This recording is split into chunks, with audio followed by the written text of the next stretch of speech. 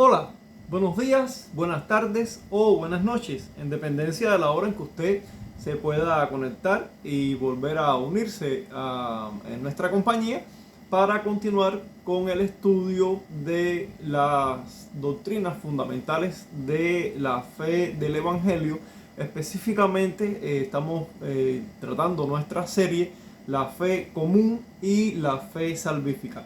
Ya hemos llegado a un punto en nuestra serie, es decir, ya estamos ya transitando en los videos que son propiamente acerca de la fe salvífica. Dedicamos alrededor de 7 videos eh, para dedicarlos al entendimiento con lujo de detalles y con toda la precisión posible acerca de la fe común y de las características de esa fe común, que es una fe común al hombre natural. Y entiéndase el hombre natural, el hombre no regenerado, la persona no redimida, la persona no convertida, la persona que no tiene una comunión con Dios, esa persona que aún vive conforme a los apetitos de sus deseos pecaminosos, conforme a los apetitos de la naturaleza pecaminosa, conforme a los deseos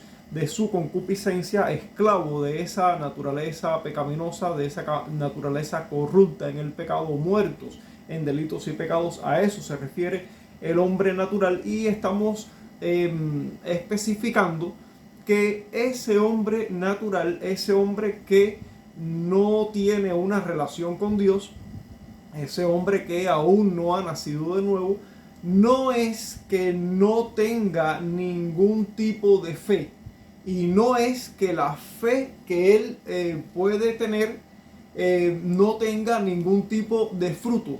Sí, él sí tiene un tipo de fe, y su fe sí puede realizar, digámoslo así, algún tipo de obras o puede expresarse, digámoslo de esta mejor manera. Esa fe puede expresarse a través de algún tipo de obrar, algún tipo de manifestación de la conducta y de la forma de vida, definitivamente. Pero la fe común del hombre natural es una fe que solo se mueve en una dirección, y es oposición a Dios. Es decir, Dios, digámoslo para ilustrarlo así en este video, así gráficamente, Dios se dirige o se muestra o se presenta en una dirección, y la fe común del hombre natural lo que hace es huir de Dios.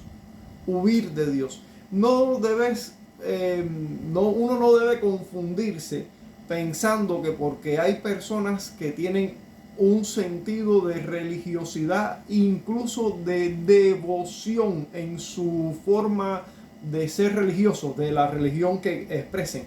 Eso no debe confundir a los creyentes, es decir, a los verdaderos creyentes, a los cristianos propiamente, no debe confundirlos, haciéndoles pensar que esas personas que no son regeneradas, pero que tienen un espíritu religioso y que tienen incluso una gran devoción dentro de su religión, es que sí desean buscar a Dios, como que la fe de ellos no va en contra de Dios, sino que va buscando a Dios de alguna manera. No es real. Lo que sucede, y esto, bueno, vamos a hacer digamos que un paréntesis en esta introducción, en la introducción de este video, para explicar ese detalle, que quizás fue algo que se nos pasó durante el resto de los capítulos, ¿no? Donde hablamos acerca de la fe común del hombre natural. Y es que en el caso de los hombres religiosos, entiéndase, cuando digo hombres estoy hablando en términos genéricos humanos, es decir, hombres y mujeres, el hombre como expresión del género humano. Los hombres religiosos lo que tienen es un sentido de buscar de Dios a la manera en que a ellos les parece, los beneficios de Dios, pero nunca van a buscar un sometimiento al señorío, a su señorío, al señorío de Dios, en este caso el señorío de Cristo, o para ser más precisos, ¿no? Al señorío de Cristo, ya que Cristo dijo que Él era el camino, la verdad y la vida, ya que Cristo dijo que Él era la puerta de las ovejas, ya que Cristo dijo que Él era la vid verdadera, en fin, que no hay opciones para buscar la salvación aparte de Cristo en ningún lugar. Los religiosos solamente están buscando a su manera, buscan una religión que les permita sentirse que ellos están siendo devotos a la divinidad, cualquiera que sea esa divinidad, y que Dios tiene que tener eso en cuenta, que Dios tiene que valorar ese sentido de ellos, esa expresión religiosa de ellos. Pero ellos lo que están buscando con eso es los beneficios que Dios pudiera ofrecer, pero sin el compromiso de una real y genuina relación de reconciliación con Él, ya que la reconciliación implica el sacrificio de Cristo, implica, es decir, la razón del sacrificio de Cristo, y por lo tanto implica que la persona que entre en una relación de reconciliación con Dios tiene que asumir que esa reconciliación tuvo un costo elevado, el costo del sacrificio de Cristo. Por lo tanto, Dios no va a aceptar ninguna forma de reconciliación que sea ajena al sacrificio de Cristo, por lo tanto ajena a la fe en Cristo. Y cuando hablamos de la fe en Cristo, que ahora sí estamos hablando de fe salvífica y no de la fe común del hombre natural, que a lo sumo le permitirá ser un hombre religioso, pero no más que eso. La fe común del hombre natural nunca le llevará a someterse al señorío de Cristo.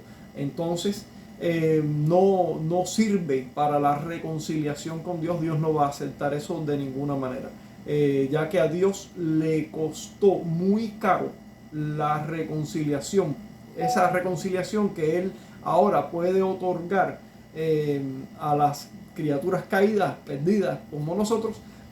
A Dios le costó muy caro. Es decir, que si hubiera otras maneras que fueran aceptables por Dios para la reconciliación, entonces pues sencillamente a Dios no se le hubiera ocurrido nunca poner a Cristo en una cruz. Simplemente eso no hubiera sucedido. Si tiene dudas al respecto de esto, vaya ahí a Gálatas 2:21 y verá cómo escrituralmente la Biblia da por sentado y lo dice explícitamente en ese sentido, que no hay otra manera de ser justificados delante de Dios que no sea por la gracia en Jesucristo, que fuera de la gracia no hay ninguna otra manera para ser reconciliados con Dios. Vaya ahí a Gálatas 2:21, se va a impresionar de lo que puede encontrar en ese pasaje. Bueno, para el día de hoy vamos a tratar o vamos a continuar con el tema de la fe salvífica, como ya habíamos visto, y estamos tratando específicamente ahora en el punto 2, porque en nuestro primer video acerca de lo que es la fe salvífica, pues entramos en una introducción, digamos, general, donde nos traspolamos al inicio de todo para entender cuál es la verdadera condición espiritual del ser humano y por qué se hace entonces necesario el uso o que llegue a existir, que Dios haga posible, haga real una fe salvífica para la reconciliación con los hombres, porque la condición natural del hombre caído nunca le va a permitir a ese hombre caído poder establecer bases desde su competencia como hombre natural, como hombre caído, desde la competencia de ese hombre en ese estado espiritual muerto, en ese estado espiritual caído. Nunca podrá establecer ningún tipo de mecanismo ningún tipo de vía para lograr esa reconciliación con Dios. Por lo tanto, se hace necesario algo que la Biblia define como regeneración. La Biblia habla de ese aspecto doctrinal también en los términos de nuevo nacimiento, y vamos a hablar de eso hoy específicamente. La fe salvífica es producto, es una consecuencia, es un resultado, es una causa resultante, diríamos así, o una condición resultante de la regeneración. Por lo tanto, estamos diciendo que la regeneración precede, es anterior a la fe salvífica. De modo que si una persona ha de expresar fe salvífica para reconciliarse con Dios, esa persona tiene que ser previamente regenerada por Dios. Vamos a entrar allí en materia de nuestro video de hoy, de nuestro tema de hoy, que ya dijimos que lo titulamos así: la fe salvífica es producto, un resultado, un fruto de la regeneración espiritual. Y vamos a ver ahí el pasaje de Juan, el Evangelio de Juan, capítulo 3, los versos del 1 al 16. Dice allí la palabra de Dios. Este es un pasaje bien conocido, y diríamos incluso más que conocido, un pasaje bastante clásico, bastante utilizado. Es el contexto de la conversación de Jesús con Nicodemo, donde Jesús habla acerca de nacer de nuevo. En fin, bueno, vamos a leerlo. Aunque es un pasaje muy conocido, es un pasaje que encierra una gran enseñanza doctrinal teológica muy importante para entender el Evangelio de la Gracia, y que muchas veces, y lo digo realmente por la propia experiencia, muchas veces le pasa a la gran mayoría de cristianos evangélicos que pasan por alto verdades muy específicas o detalles muy específicos que se encuentran en esta historia, y que dan al traste, sí, son el kit para entender, son el punto esencial para entender de manera clara y precisa y correcta este asunto de la regeneración. Para muchos creyentes, la regeneración es el resultado de una decisión personal, pero eso es completamente ajeno al Evangelio de la Gracia.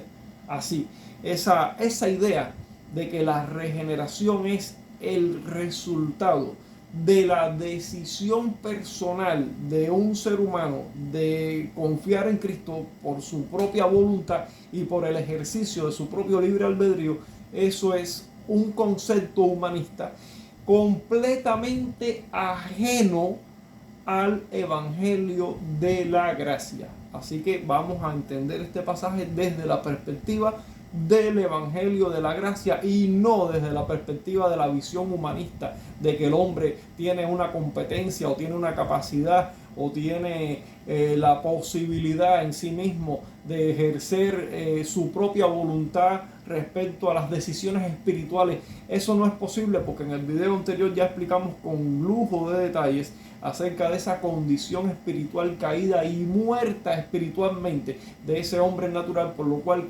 cualquier asunto relacionado con la vida espiritual para el hombre natural es completamente imposible, porque ese hombre natural está espiritualmente muerto en sus delitos y pecados, y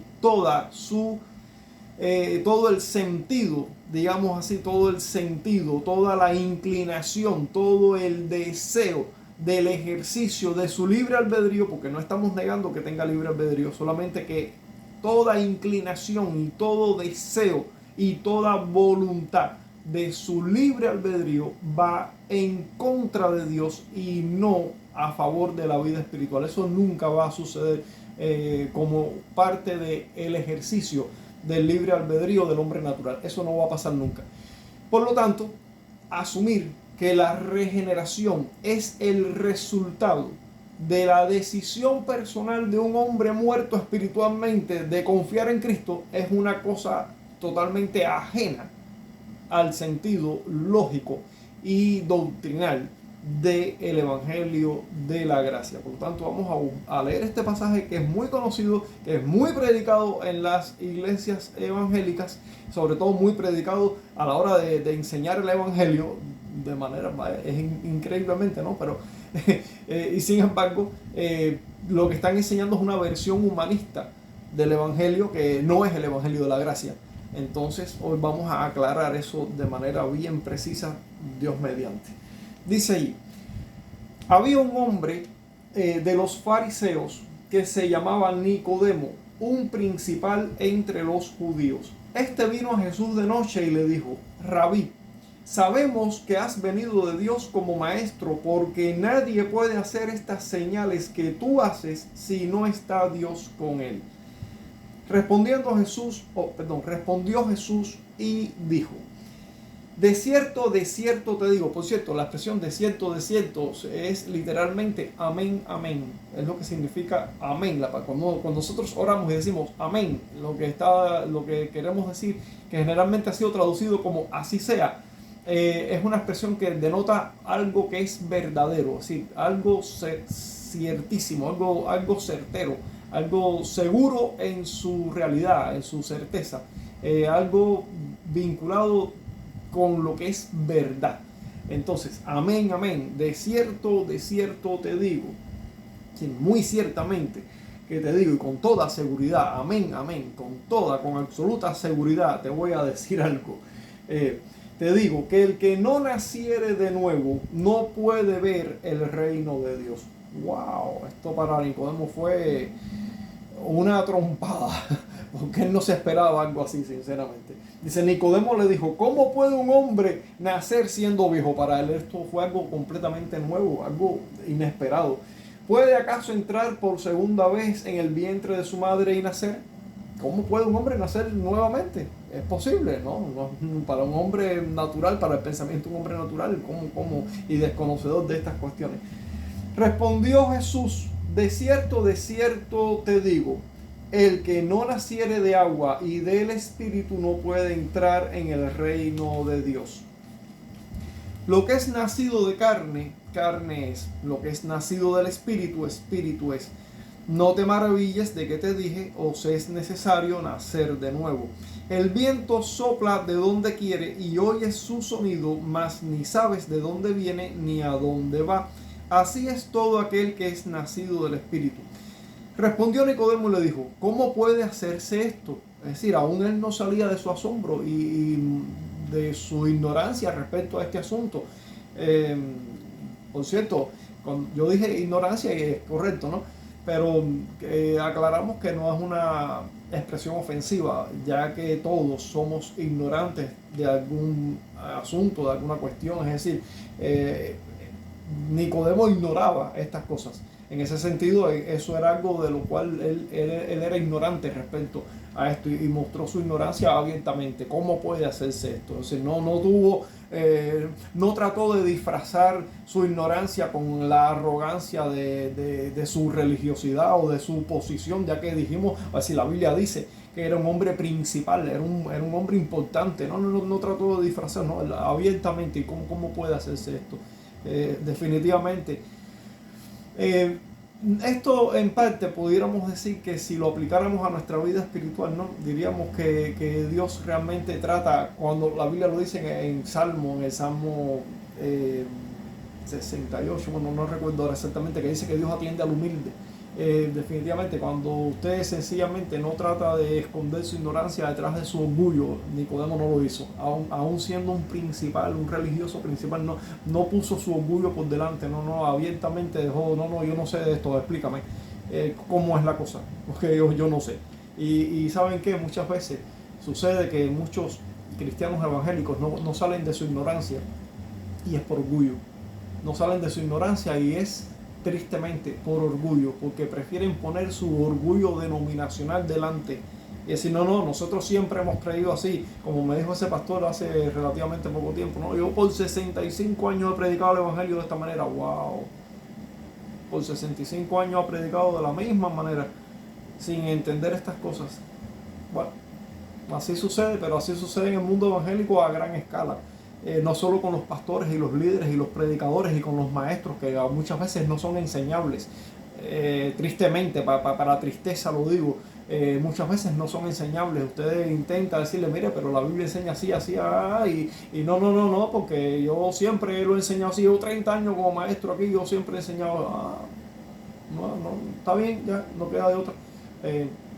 Pero bueno, apelamos a que si usted ve este material, tenga el sentido común y diga, bueno, pues yo valdría la pena aprender, porque y si lo que dice este hombre, que es un desconocido, porque yo soy un desconocido, yo no soy una persona mediática conocida en las redes, nada, pero bueno, si llego a usted y usted me ve, y piense, y si lo que yo estoy diciendo es correcto, porque parece que sí, ¿verdad?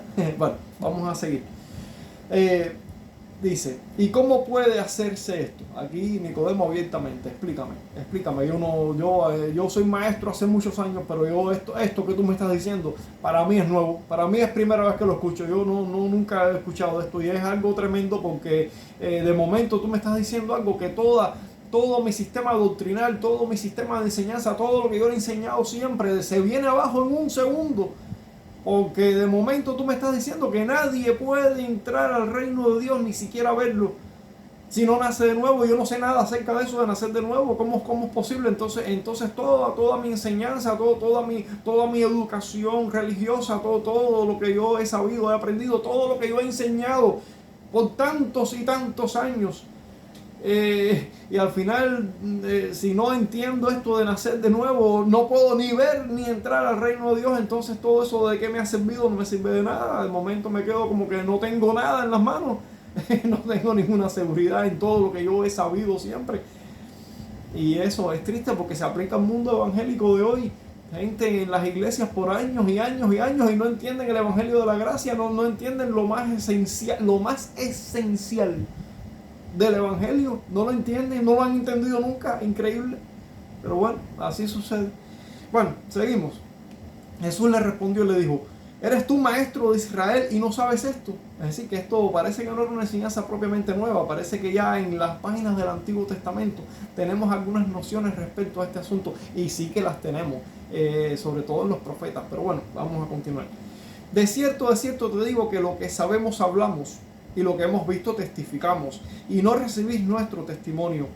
Y os he dicho cosas, si os he dicho cosas terrenales y no creéis. Cuando dice si os he dicho cosas terrenales, está diciendo algo como si te he hablado en términos de la naturaleza terrenal, es decir, a modo de ilustraciones, a modo de ejemplos gráficos, cosas que tú puedes ver con tus ojos y comparar con la vida espiritual para que entiendas las realidades espirituales que no son observables, las realidades espirituales que son invisibles, pero que te las estoy comparando con cosas de la vida natural para que las puedas entender. Y si te he hablado en términos terrenales y no crees, ¿cómo creeréis si os dijere las celestiales? Si yo te hablara de las cosas celestiales directamente, sin ningún tipo de comparación o ejemplo, sin nada, ¿cómo vas a creer? Las cosas invisibles, ¿cómo tú creerías en ellas si yo te hablara de ellas directamente? Si yo enseñándote de una manera como si se le enseñara a un niño y no crees, ¿cómo creerías entonces? Bueno, nadie subió al cielo, nadie jamás subió al cielo, sino el que descendió del cielo, el Hijo del Hombre que está en el cielo. Y como Moisés levantó la serpiente en el desierto, así es necesario que el Hijo del Hombre sea levantado, para que todo aquel que en él cree no se pierda, mas tenga vida eterna. Porque de tal manera amó Dios al mundo que ha dado a su Hijo unigénito, para que todo aquel que en él cree no se pierda, mas tenga vida eterna. Le damos gracias a Dios por su palabra. Esto es palabra del Señor y la escuchamos. Entonces, la fe salvífica. La fe salvífica es producto de la regeneración. Es una causa, la fe salvífica es una causa resultante, es una condición procedente de la regeneración. De modo que estamos diciendo que la fe salvífica, le es dada al hombre que es regenerado. El hombre que es regenerado, que es nacido de nuevo. Y la regeneración significa un nuevo nacimiento en el sentido como se ilustra aquí, como Jesús lo ilustra aquí en esta conversación con Nicodemo. Es una renaturalización, es una nueva naturaleza, es el hombre recreado nuevamente. Entonces, dice la Biblia en Juan 1, del 11 al 13. Vamos a ir un poquito atrás y después vamos a continuar así adelante para ver las cosas en cierto orden y entender estas cosas. Dice que a los suyos vino y los suyos no le recibieron. Los suyos es Israel, lo suyo era el mundo. Bien, vamos a ir. Mas a todos los que le recibieron, a los que creen en su nombre, les dio potestad de ser hechos hijos de Dios. Eso es ser regenerado. Esa es la regeneración. Ahí sucede, la regeneración sucede ahí. Ser hechos hijos de Dios. Claro, aquí cuando dice ser hechos hijos de Dios, ya plantea la visión completa. Es decir, no solo la regeneración, sino todo lo que la regeneración implica o conlleva con ella. Pero bueno, implica la regeneración, porque el resto, es decir, no puedes llegar a ser hijo de Dios si no eres primeramente regenerado. Entonces se entiende que cuando dice esto, que a los que creen en su nombre les dio potestad de ser hechos hijos de Dios, entonces estamos entendiendo que la regeneración está incluida dentro de este paquete que aquí se denomina como hijos de Dios, los cuales no son engendrados de sangre, ni de voluntad de carne, ni de voluntad de varón, sino de Dios. Y este es el punto importante. El caso es que nadie puede nacer de nuevo por su propia voluntad. Dice que no es voluntad de sangre, ni voluntad de carne, ni voluntad de varón. Voluntad de sangre. Es decir, ¿se acuerdan? En los videos anteriores, en algunos de los videos anteriores hablamos acerca de que algunos de estos religiosos tuvieron un encuentro con Juan el Bautista, por ejemplo, también con Jesús en cierto momento, y apelaban al hecho de que nosotros somos hijos de Abraham, esa descendencia sanguínea, biológica, esa línea de descendencia sanguínea. Somos hijos de Abraham sanguíneamente, biológicamente, somos descendientes de Abraham. Y ellos confiaban en eso como algo que ya garantizaría la aceptación por parte de Dios. A fin de cuentas, somos la descendencia de quien recibió las promesas de bendición. Así que ya, somos descendientes, ya, eso es suficiente. Pues no, los que son hijos de Dios no son engendrados de sangre. Es decir, que no tiene nada que ver con ser hijo biológico de Abraham. Tú puedes ser hijo biológico de Abraham y no ser un hijo de Dios. Así, literalmente. Ni de voluntad de carne. Es decir, no es la voluntad propia de la persona en sí misma. Es decir, no, yo carne. Cuando dice carne se refiere a la persona en su naturaleza humana. Yo voy a tomar una decisión. Yo voy a hacerme un hijo de Dios. No es voluntad de carne. No lo puedes hacer. Ni voluntad de varón. Y cuando dice voluntad de varón se refiere a algo así como alguien que es cabeza, presidente. Es decir, no estamos hablando de un presidente de un país, estoy hablando de presidente en el sentido de principal, de gobernante. Puede ser el gobernante de una casa, puede ser la cabeza de una familia, quien preside un hogar, en fin, quien tiene dominio de autoridad, digámoslo así, autoridad sobre otras personas, y no es por voluntad de varón, no es por voluntad de que alguien determina que tú seas un hijo de Dios. Nadie puede determinar eso. No es por voluntad de sangre, no es por voluntad de carne, no es por voluntad de varón, sino que es de voluntad de Dios. Esto indica que la regeneración es un acto de la soberanía de Dios, es un acto de la elección soberana de Dios. Dios elige soberanamente y elige incondicionalmente. ¿Qué significa eso de elegir incondicionalmente? Significa que Dios no elige a nadie en virtud de lo que ese alguien pudiera haber hecho o haber sido. En fin, no es por algún tipo de virtud que alguien posea. Nadie posee ningún tipo de virtud que le haga a Dios tener algo como un acto o un hecho meritorio de parte de esa persona para ser elegible.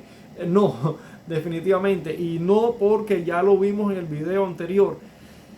La cuestión es que todos los hombres naturales están muertos espiritualmente. No hay nada en ellos. No hay ninguna isla de justicia, como dijera el pelagianismo, el semipelagianismo y el catolicismo romano y el catolicismo ortodoxo también. No hay ninguna isla de justicia que le otorgue al hombre algún tipo de mérito para ser elegible de parte de Dios. Eso no sucede. Tampoco es por algún tipo de acto meritorio de lo que Dios pudiera ver, como nos quiere hacer ver el arminianismo o la forma de interpretar de la iglesia metodista, en este caso de Wesley, es decir, la teología wesleyana o la teología arminiana, que nos quieren hacer ver como que, bueno, no es un acto meritorio que estuviese propiamente dentro del hombre como algo de su naturaleza, sino que es un tipo de acto meritorio en cuanto a lo que Dios sabe que ese hombre va a hacer. Dios sabe que ese hombre va a creer, y como Dios lo sabe, entonces Dios lo elige porque ya Dios sabe que él va. No, eso tampoco es así, porque nadie va a elegir a Dios. Si tiene dudas al respecto, vaya allí a Romanos capítulo 3 y se va a enterar que no hay quien busque a Dios. Así, literalmente, explícitamente dicho, no hay quien busque a Dios. No lo hay, nadie lo va a hacer. Entonces, no se trata de que Dios elige basado en una presciencia y interpretan esa presciencia, como lo dice allí en una de las cartas de Pedro, no recuerdo si la primera o la segunda, a inicios de la carta. Como que Dios mira hacia el futuro y dice, bueno, yo sé que esta persona va a creer, entonces yo lo voy a elegir. No, no es así. Y no es así por una razón simple. En Efesios capítulo 1 nos dice que fuimos elegidos desde antes de la creación del mundo. Es decir, que Dios no es que va a mirar hacia el futuro, porque cuando Dios decidió elegirnos, Dios no había creado a nadie. Nadie existía para él mirar hacia ese futuro. En fin, bueno, Dios sabría a esas personas que no habían sido creadas todavía, pero sabía que las iba a crear, y sabía que tales y tales y tales personas iban a creer. No, es un acto del decreto eterno de Dios. Dios elige soberanamente, como un acto de su decreto eterno, de modo que los que van a creer son aquellas personas que Dios eligió para que creyeran. Es decir, son aquellas personas sobre las cuales se va a derramar o a las cuales Dios va a otorgar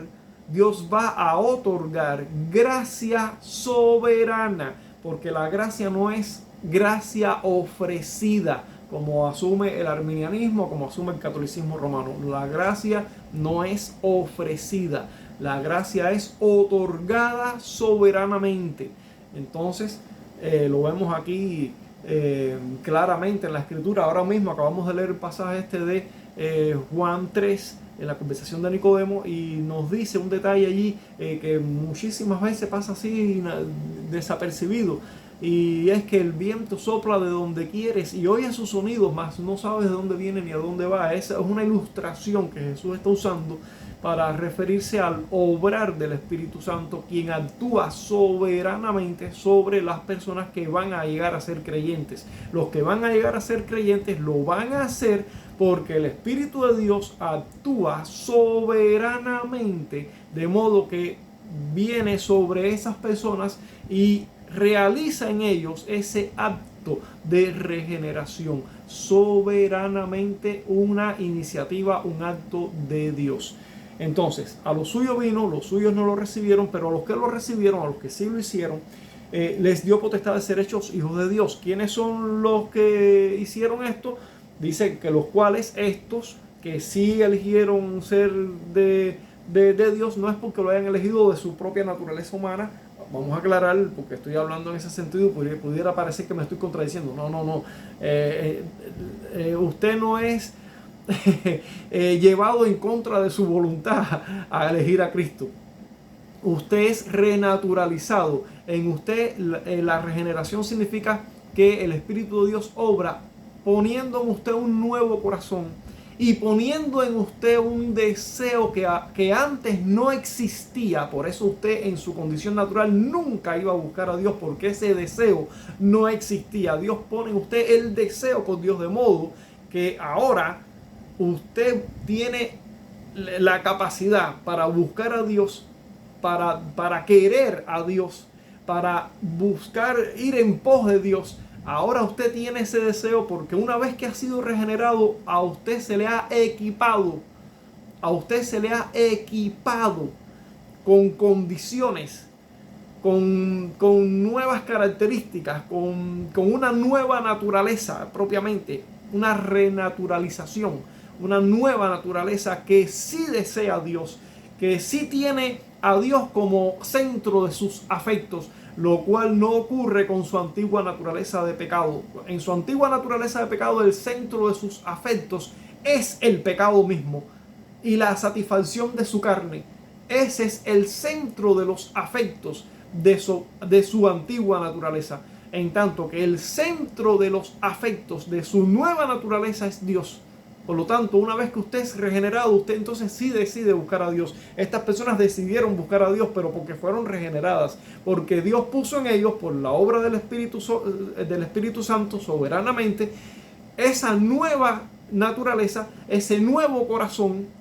La Biblia lo describe ahí en Jeremías 31. Ese nuevo corazón, el que no tenían antes. Antes tenían un corazón de piedra. Dios les da un corazón nuevo, un corazón espiritual, un corazón de carne, para que busquen a Dios, para que deseen a Dios. Ese deseo por Dios no existía en el centro de la naturaleza antigua, no existía. Ahora en el centro de la nueva naturaleza sí existe. Por eso usted busca a Dios, por eso usted elige caminar hacia Dios. No es que usted va, no es que Dios lo toma a usted y lo lleva a tener comunión con Él, y usted va pataleando y no, yo no quiero, pero sí vas porque yo quiero. No, eso no sucede así.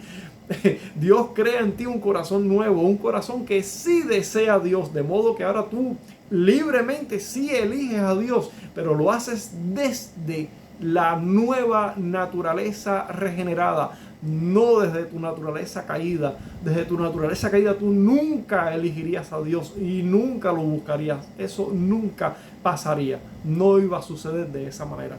Entonces, estos son engendrados por la voluntad de Dios. Por la voluntad de Dios. Así que la próxima vez que vuelvas a leer este pasaje, léete bien ese último aspecto del verso. Por la voluntad de Dios. Porque lo que pasa con el mundo evangélico generalmente es que solamente leen a los que creen en su nombre. Mira, los que creen, la condición es creer. Claro, hijo, porque sois salvos por gracia, por medio de la fe. La fe es el medio, es como la llave que abre esa puerta, es el medio para entrar, para unirse a Dios, es el medio. Pero esa fe no es tuya, esa fe tú no la tenías. Tú tuviste que ser engendrado por la voluntad de Dios. Y si eso no hubiera ocurrido, tú nunca hubieras creído en Cristo. Así de simple. Ese es el evangelio de la gracia. Así es como opera, así es como se debe entender el evangelio de la gracia. Porque de otro modo estamos hablando de pelagianismo, estamos hablando de semipelagianismo, estamos hablando de catolicismo romano, estamos hablando de religión por obras, que es lo que enseñan estas religiones. Incluso el arminianismo, que tantos creyentes actuales transitan bajo la cobertura teológica de las enseñanzas de Arminio, y todavía más allá, porque ya de Arminio apenas si tienen algo. Todo lo demás es pura experiencia y emocionalismo y un montón de inventos nuevos que a Arminio no se le ocurrió. Pero bueno, como Arminio sentó las bases para que el hombre fuera el que determinara, pues evidentemente con el transcurrir del tiempo, pues al hombre se le siguió metiendo nuevas cosas en su imaginación que pudiera añadir a su forma de creer en Dios. Y evidentemente usted ve hoy las iglesias arminianas, que en sentido general, porque arminianos no son solo los pentecostales, en sentido general todos los arminianos, bautistas, pentecostales, metodistas, etcétera, etcétera, etcétera. Bien, no voy a mencionar mucho más porque no vale la pena hablar de eso. Que los cultos de sus iglesias son una cosa extraordinariamente loca. Y perdónenme, pero esa es la realidad. Es decir, si no me quieren perdonar, no me perdonen. No, no es un problema para mí que no me perdonen eso, pero no pueden negar que estoy diciendo la verdad. Sus cultos son una pura locura. ¿Y por qué? Porque están muy alejados del Evangelio de la gracia. Es simplemente puro emocionalismo y experiencias humanas. Nada más que eso. Entonces, bueno, pues el Evangelio de Juan comienza presentándonos a Jesús, quien es el verbo que en un principio creó el mundo, como aparece ahí Juan 1.1, al principio era el verbo era con Dios, el verbo, bueno, todo fue hecho por medio de él y sin él nada de lo que ha sido hecho fue hecho, Juan 1 del 1 al 3. Y que en el verso 14 nos dice que se encarnó y habitó entre nosotros. Jesús vino a lo suyo, es decir, al mundo. Lo suyo era el mundo que había creado y específicamente a los suyos, porque recuerden que Jesús vino al pueblo judío y vino como un judío más. Vino a los suyos, que era la nación de Israel. Vino como la simiente de la mujer prometida en Génesis 3.15, ahí el protoevangelio desde un inicio, el evangelio de la gracia estaba prometido desde el mismo inicio de las escrituras, como la simiente de la mujer y como la simiente de Abraham, prometido ahí en Génesis 22.18, ahí las promesas dadas a los patriarcas. Y el cumplimiento lo vemos ahí en Gálatas 3.16, en uno de los lugares del Nuevo Testamento donde pudiéramos verlo, Gálatas 3.16. Pero los suyos, los judíos, no lo recibieron, en generalidad, algunos sí lo hicieron, pero a los que sí lo recibieron se les concedió el derecho de llegar a ser hechos hijos de Dios. Estos hijos de Dios no son engendrados de sangre, ni de voluntad de carne, ni de voluntad de Dios, sino que son engendrados exclusivamente por la voluntad de Dios. Por voluntad de Dios. Para ser un cristiano y miembro de la familia de Dios, uno debe nacer de nuevo. Y ese nuevo nacimiento es solo por gracia. No es por nuestro propio poder, no es por nuestra propia competencia que pudiéramos llegar a ser hijos de Dios. Solo por gracia. Primeramente, Dios nos elige y nos elige soberanamente. En Juan 15:16, allí lo podemos ver. Ustedes no me eligieron a mí, yo los elegí a ustedes. Los hijos humanos, los hijos que nosotros podemos tener, usted con su esposa, en fin, y puede tener hijos. Los hijos humanos nacen por la voluntad de sus padres. Los hijos de Dios nacen por la voluntad de su Padre Celestial. No llegamos a ser hijos de Dios por nuestras obras. Nada de lo que usted haya hecho, ningún trabajo que haya realizado, ningún tipo de esfuerzo que haya llevado a cabo, nada de eso puede otorgarle el título de ser hijo de Dios. Si alguien trabaja fielmente como criado, digámoslo así, como empleado doméstico en una casa, aunque lleve allí muchos años, incluso aunque sea tratado como parte de la familia, eso no lo convertirá en hijo de los dueños de esa casa. No va a suceder así. Lo podemos ver ahí en Hebreos 3 del 1 al 6, pues puede ir ahí a ese pasaje y encontrará que los hijos de Dios, es decir, en este caso es una ilustración que pone con Moisés como siervo, trabajó fielmente, pero eso, no es que no haya llegado a ser un hijo de Dios por la regeneración, pero pone el contraste entre Moisés y Cristo, como que Cristo es el hijo y Moisés el siervo, y aunque fue un siervo fiel durante toda la vida, siempre fue un siervo.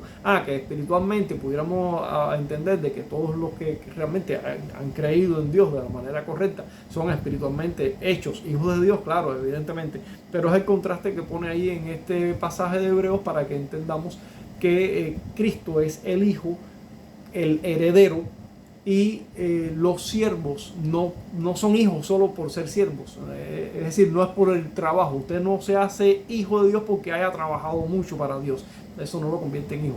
Dios lo convierte en su hijo por medio de una renaturalización, que es la regeneración realizada por el Espíritu Santo, y todo eso es gracia.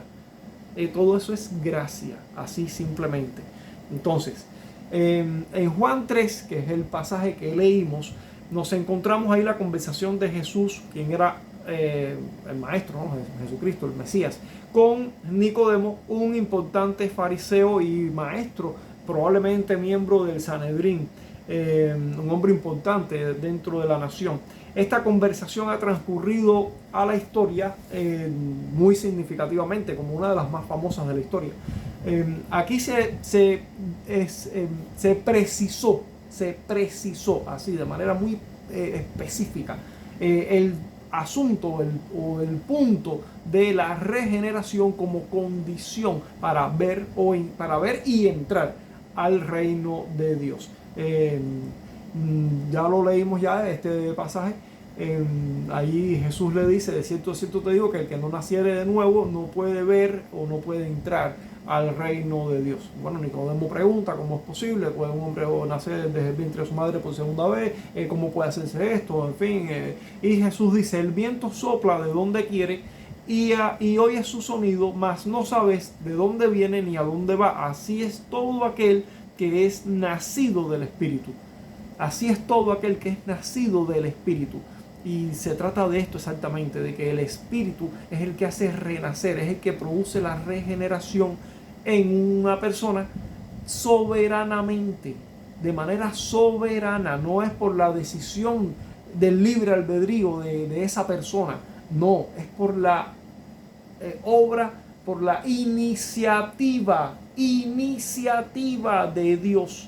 Si Dios no toma la iniciativa, tú nunca lo harías por ti. Esa iniciativa no nace de ti.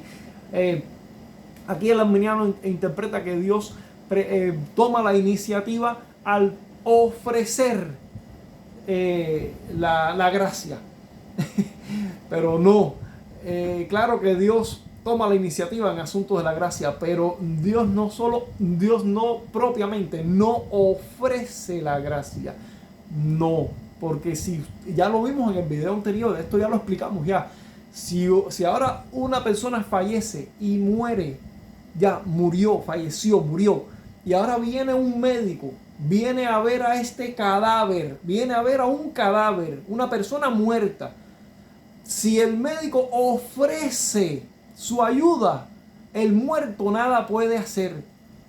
Así que Dios no simplemente ofrece la gracia, porque si Dios solo ofreciera la gracia, entonces nadie sería salvo. Nadie se salvaría, porque el hombre está espiritualmente muerto. Si estás espiritualmente muerto, no puedes acceder a una cuestión espiritual que Dios está ofreciendo si tú no tienes capacidades espirituales para introducirte en ese campo. Vamos a decirlo de esa manera. Si tú no tienes las competencias espirituales, porque espiritualmente estás muerto, entonces no hay manera que puedas aprovechar el ofrecimiento de una gracia espiritual. Definitivamente eso no sucede. Si alguien es salvo, es porque Dios operó de manera, por su iniciativa y de manera soberana sobre un cadáver espiritual para renacerlo, para hacerlo vivir nuevamente, para otorgarle regeneración, para otorgarle nueva vida y para que entonces poner en él el equipamiento, que en este caso sería la fe salvífica, para que pueda entonces esta persona con una nueva naturaleza, con un nuevo deseo por Dios que antes no tenía, elegir a Dios. Lo que antes no podía hacer, y como dice Romanos 3, nunca lo haría.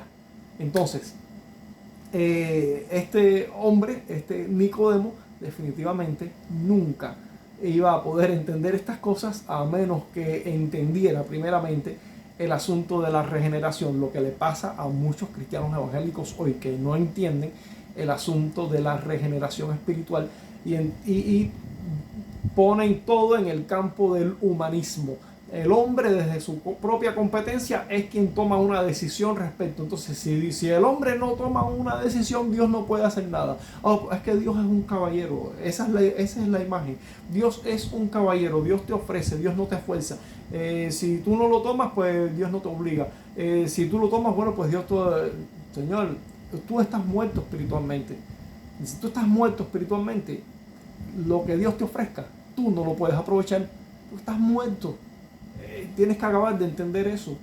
Si no entiendes eso, no vas a entender nunca el evangelio de la gracia. Es decir, no vas a entender la gracia del evangelio. No lo vas a entender nunca.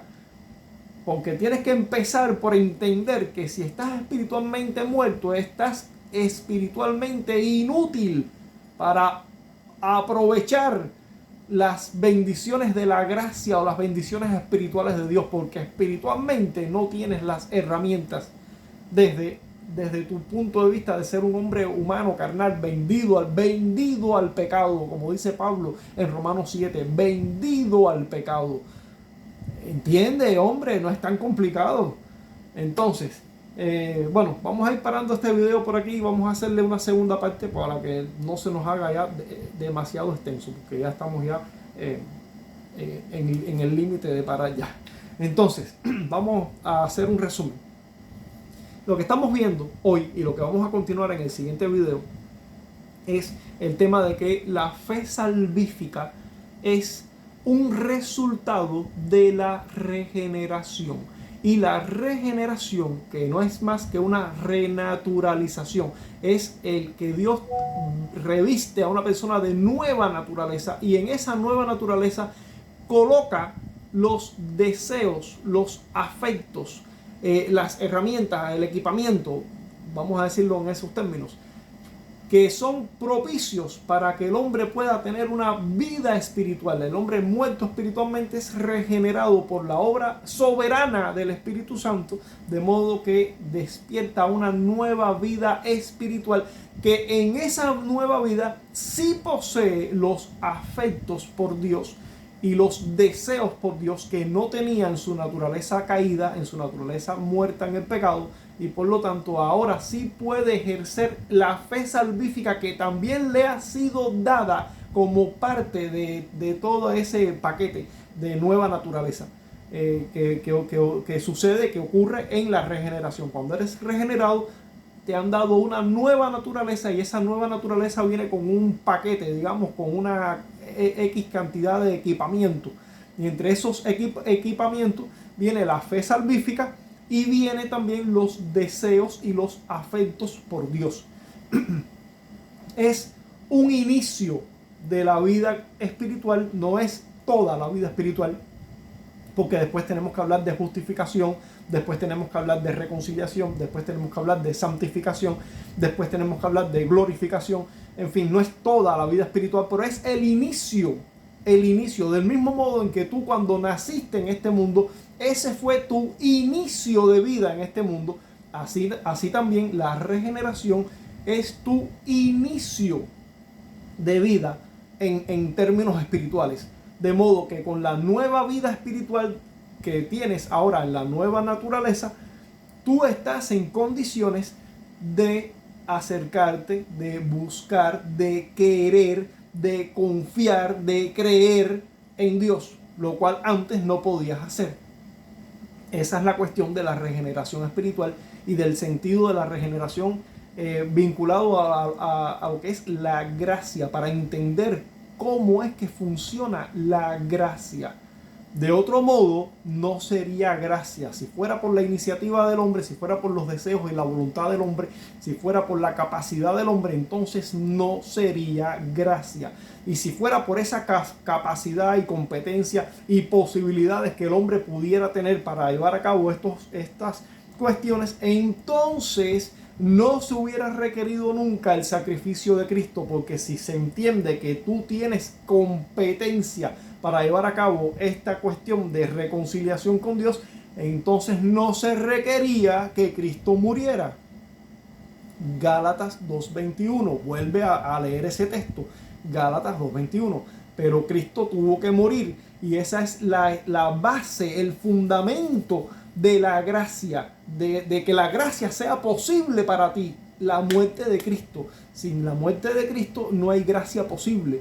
Entonces, la salvación por gracia implica que Dios tuvo que pagar un alto precio y que tiene que poner en ti una nueva naturaleza con el equipo necesario para que tú puedas acceder a la reconciliación con Él. De otro modo, tú seguirías muerto en tu condición espiritual caída y no tendrías ninguna posibilidad, porque en tu antigua condición de hombre natural no regenerado, tú no tenías ni los afectos, ni los deseos, ni la inclinación, ni la competencia, ni la capacidad para buscar a Dios. Y no lo harías porque la Biblia dice explícitamente que no lo harías. Romanos 3, del 10 en adelante. Ve allí. Entonces, ya paro en este momento y continuamos en un siguiente video. Dios te bendiga y espero poder verte en la segunda parte de este tema.